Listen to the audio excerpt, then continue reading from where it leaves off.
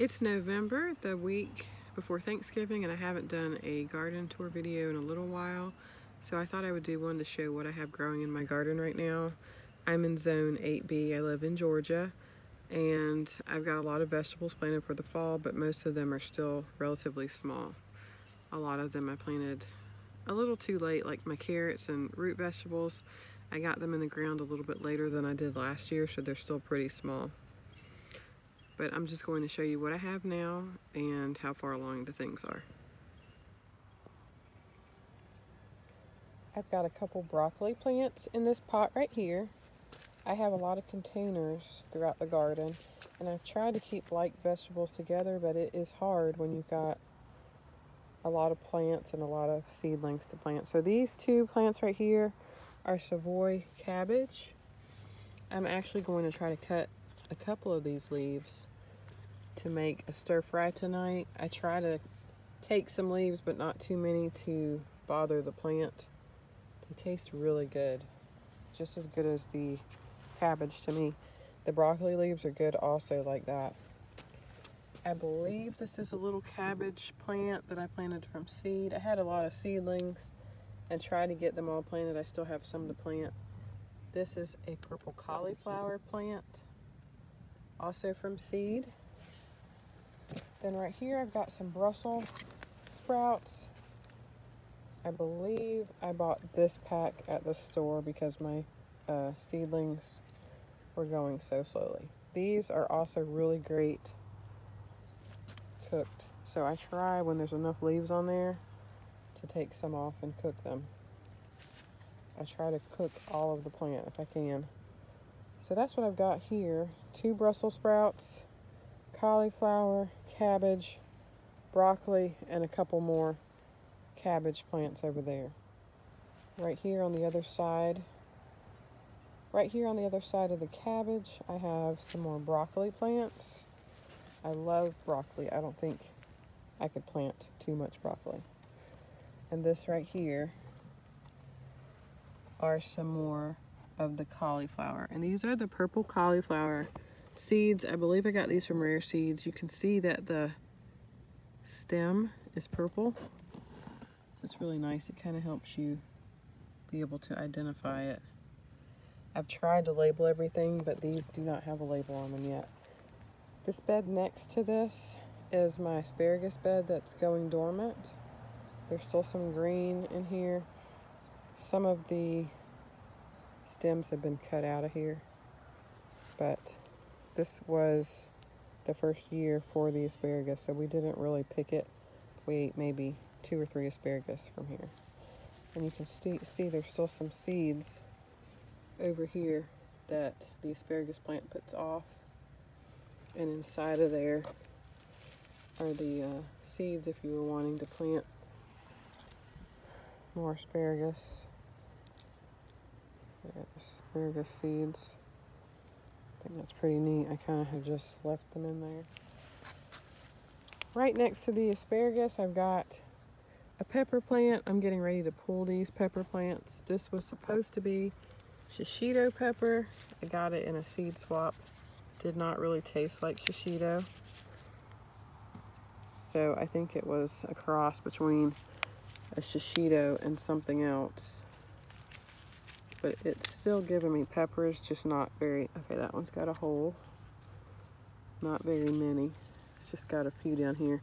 So I plan on pulling this probably today. Because when they're only producing a couple peppers, they're just not worth not having that space. Next to that is a bell pepper plant that also is not doing a whole lot. Getting ready to pull that soon, but it still does have some peppers right here, so I'm going to leave it a little bit longer. Peppers has a good amount actually. Then I've got this tomato plant that I'm going to pull. I've left it because every time I get ready to pull it, I see new tomatoes, but check out the tomato. So we're done with this tomato plant. Next to the tomato plant, that's the Savoy Cabbage that I planted from seed. That's why it's still so small. Then I've got a purple cabbage, or red cabbage, also from seed. This is another pepper plant that is on its way out. I don't see anything on it at all, so I may go ahead and pull that today. I've read you can overwinter these plants, but I don't really have the space to do that. I need the pot, so I won't be doing that. Here I've got my pink celery from seed. I got these from Rare Seeds. They're really pretty. Let's see if I can get that to focus. Pink celery. This may be white celery. I grew pink and white celery. So this one looks more like it may be one of the white ones. Maybe not. I'm not sure. And there's another one. Right next to these, I have my bean plants that are still producing a little bit, but they've really slowed down. So they won't be here too much longer, but there, you see they've still got some beans on them. Still have flower buds on them. So I have a really hard time pulling things when they're not done. And I've still got my tall bean plant that has lima beans, so I have not pulled that because it still has lima beans on it. See there? And up towards the top. The lima beans, for some reason, it seems to put off a lot more towards the top of the plant, but the aphids have found this plant and are kind of attacking this plant.